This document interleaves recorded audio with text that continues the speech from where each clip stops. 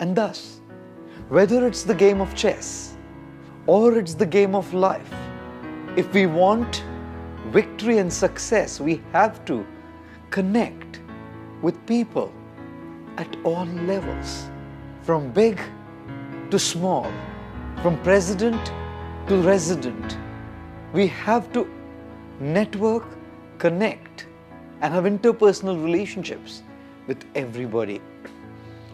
A group of 70 scientists were working on a project as a deadline. These 70 scientists were so absolutely under pressure because of their hectic work and the deadlines.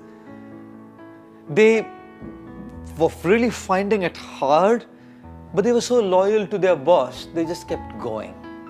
One morning, one of the scientists came to the boss and said, "There's an exhibition in town and I promised my children to take them for the exhibition.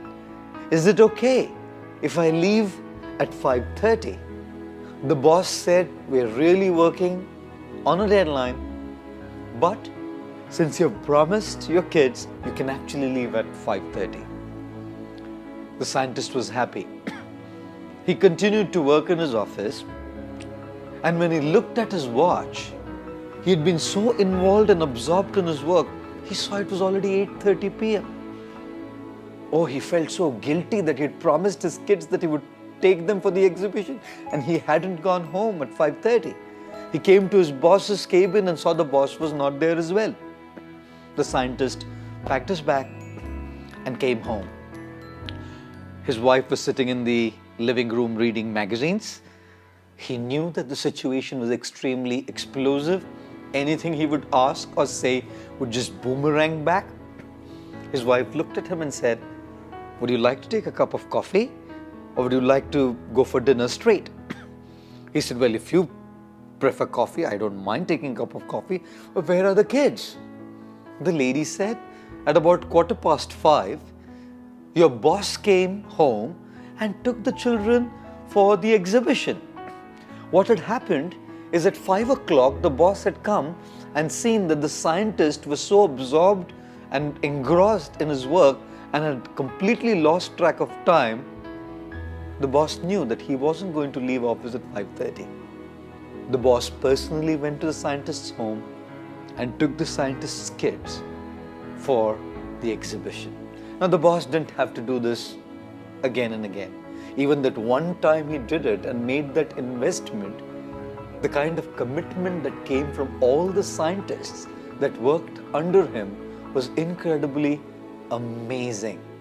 This is why all these 70 scientists worked with such commitment at Thumba under their able, capable, and super sensitive boss. Guess who the boss was? Late Dr. APJ Abdul Kalam, the former president of India, the mastermind behind the space research and the missiles project of India. Yes, ladies and gentlemen, greatness is not just about rubbing shoulders with the big guys. The true symptom of greatness is how we treat the apparently small and the least amongst mankind whom we work with.